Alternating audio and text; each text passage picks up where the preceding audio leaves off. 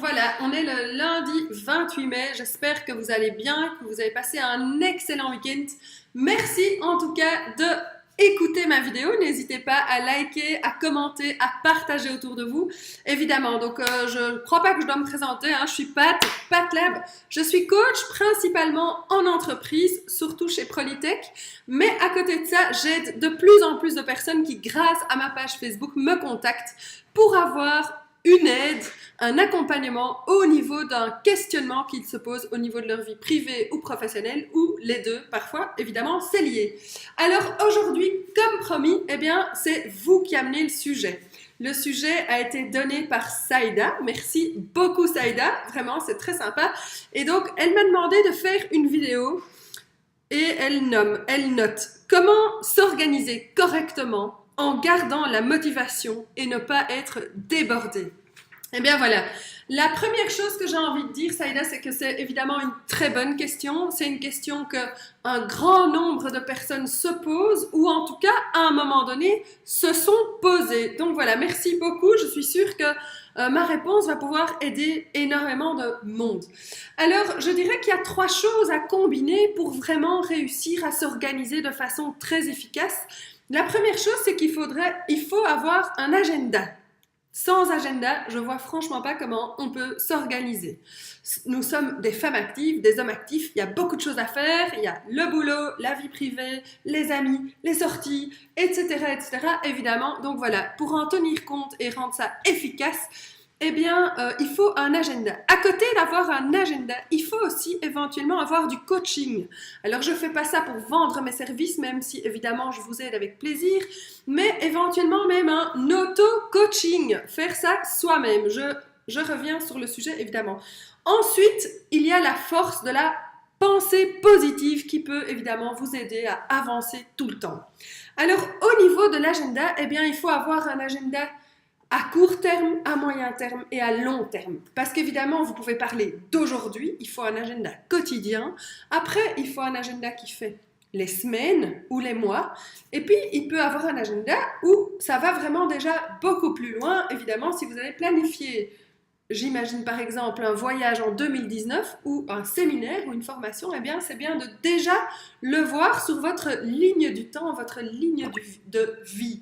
C'est aussi très motivant et très boostant, c'est une partie de ta question Saïda d'ailleurs, comment garder cette motivation? Si tu fais une ligne du temps et que tu vois ton avenir et tout ce qui se dessine, eh bien ça va te motiver et au bout de ta flèche, tu mets ton objectif. N'oublions pas que c'est pas forcément le bout de la flèche qui est important, c'est tout le chemin qu'on va parcourir pour arriver à destination, n'est-ce pas? Voilà. Alors, un agenda au quotidien, eh bien, c'est important pour ne rien oublier et pour surtout aussi mettre des priorités. Alors, faire une liste des tâches, c'est bien, mais ça sert à rien de se mettre 60 tâches sur une liste. On est bien d'accord? Si vous mettez 60 tâches sur votre liste, eh bien, il y a peu de chances que vous réussissiez à faire tout. Donc, autant prioriser, en mettre que 10. Comme ça, au moins, le soir, vous aurez un sentiment de satisfaction et vous aurez réussi à remplir déjà ces 10 tâches-là. Le reste, vous éparpillez en fonction du temps que vous avez. Et ce qui est très important, évidemment, c'est de bien prioriser. Parce que si vous tombez dans des urgences, ça, il n'y a rien de pire. Évitons de tomber dans des situations d'urgence. Je regarde de temps en temps en bas parce que j'ai évidemment préparé ça pour faire ça au mieux que je pouvais. Donc voilà, donc dans votre agenda quotidien, c'est important de mettre vos rendez-vous, votre liste des tâches à faire, les personnes que vous devez contacter, si vous devez avoir un petit plaisir par jour aussi, c'est très important. Si vous voulez faire un peu de sport, vous pouvez aussi ajouter quelle est votre humeur, etc. Donc ça, c'est vraiment dans un agenda au quotidien, vous pouvez mettre toutes ces choses-là. Après, si c'est un agenda de semaine, eh bien là, je vous dirais de commencer par mettre ce qui est récurrent, ce qui revient. Donc, par exemple, déposer les enfants à l'école. Eh bien oui, tous les matins, à 8h25, boum, là, il y a la cloche qui sonne. Ils doivent être à l'école, c'est un fait, ça ne va pas changer. Après, si le mercredi, vous allez chercher à midi, vous remettez, pouf, école. Idem pour le vendredi, vous allez les déposer, les rechercher. Enfin bon, voilà. Vous avez compris l'idée. Si tous les vendredis, par exemple, à 4h, il y a tennis, eh bien, vous mettez tennis. Voilà. C'est fixé, ça ne bouge pas. Donc, dans votre agenda de semaine, vous avez clairement un agenda avec des choses qui ne vont pas bouger. Et donc, votre temps, vous devez l'aménager après, jour par jour, en fonction de ce qui vous reste comme temps. Et là-dedans, vous mettez donc vos rendez-vous, vos listes des tâches, vos petits plaisirs quotidiens, votre humeur, etc., etc. Donc, bien planifier sa journée. Alors, si vous voulez faire ça par semaine, c'est très bien. Mais si vous voulez vraiment gérer à fond votre vie, eh bien, vous pouvez faire ça par jour, au quotidien. Vous refaites votre agenda tous les matins. Ce qui est pas mal aussi, c'est de tous les matins, quand vous vous levez, donc vous avez déjà dit merci la vie, je suis en bonne santé, tout va bien, je gère, yeah, il fait beau, etc. Une fois que cette phase de gratitude est passée, que vous avez mangé un petit déjeuner bien sain et tout, eh bien, prenez un moment de réflexion aussi. Vous vous arrêtez pour vous dire, voilà, ma journée, ce qu'il y a à faire, les choses que je dois faire, déposer les enfants à l'école ou passer chez le dentiste, des choses comme ça.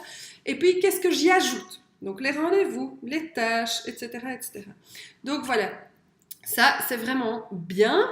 Ensuite, au niveau du coaching, donc là, en fait, je vous dirais que vous devez vous mettre un défi par jour ou par semaine en fonction de votre motivation. Mettez-vous des défis. Comme ça, après, vous pouvez voir si oui ou non vous l'avez rempli. Ne mettez pas des défis inatteignables, ça va complètement vous démotiver. Faites des choses qui sont réalistes pour vous, que vous savez atteindre et qui sont raisonnables. Donc voilà, après, vous pouvez aussi de semaine en semaine vous poser la question, tiens, qu'est-ce que j'ai fait la semaine passée à la même heure? Est-ce que j'ai évolué? Est-ce que j'ai appris quelque chose? Donc ça, c'est ce que j'appelle l'auto-coaching, c'est de vous mettre un défi, de voir si vous l'avez respecté, essayer de vous placer une fois en tant que vous-même, une fois en tant que vous, mais professeur plutôt que juge, j'aime pas trop. N'oubliez pas surtout d'être doux avec vous-même. Si vous avez un agenda qui déborde, commencez pas à vous infliger des punitions, etc., n'est-ce pas? Donc voilà, ça c'est pour la partie coaching. Ensuite, la force de la pensée positive, eh bien là je dirais, essayez de vraiment penser positif. Non-stop. Je sais que c'est dur et qu'on a parfois des pensées négatives qui arrivent ou qu'on n'en peut plus, etc. Prenez ces pensées, essayez d'imager que vous les prenez et que vous les jetez par terre et vous les tapez. Vous ne voulez plus ces pensées négatives. Donc voilà, quand ça arrive, faites des choses comme ça, ridiculisez les pensées négatives ou les croyances qui sont fausses, qui viennent dans votre mental et comme ça va vous aider à avancer. Donc voilà. Alors bien s'organiser, évidemment, c'est très important parce que ça vous permet de gagner du temps pour faire ce que vous voulez, pour créer votre vie et planifier les journées telles que vous les rêvez. Voilà, j'espère que ça répond à ta question, Saïda. J'espère que ça en inspire plein d'autres. Donc je répète en 2 minutes. La première chose, vous prenez un petit temps le matin pour réfléchir à qu'est-ce que je vais faire aujourd'hui pour planifier votre agenda au quotidien. Si vous n'avez pas le courage de planifier votre agenda au quotidien, vous faites un agenda par semaine. Vous commencez par mettre les choses obligatoires, les dentistes, déposer les enfants à l'école, passer à la banque, des choses que vous faites chaque semaine, non-stop, de façon récurrente. Ensuite, vous y ajoutez vos tâches, vos rendez-vous, les choses à ne pas manquer, si vous avez envie de vous faire un petit plaisir, des choses comme ça, vous pouvez mettre tout. Vous pouvez par exemple aussi insérer dans vos journées, si vous faites un agenda par semaine, eh bien, une demi-heure de lecture quelque part, plus personne n'a jamais le temps de lire, n'est-ce pas? Donc le coaching, ensuite, posez-vous un petit défi. Et alors, à la fin, demandez-vous, tiens, qu'est-ce que je faisais la semaine passée? La force de la pensée positive, écoutez, voilà, ça, je crois que ça va de soi. Vous pouvez aussi toujours regarder, évidemment, tous mes posts et mes vidéos, et ma chaîne YouTube, et ma page Facebook, pour vous motiver. Voilà, je crois que j'ai fait le tour de la question. J'espère, Saïda, que ça t'aide beaucoup. N'hésite pas à mettre un petit commentaire en me disant si oui ou non ça t'aide.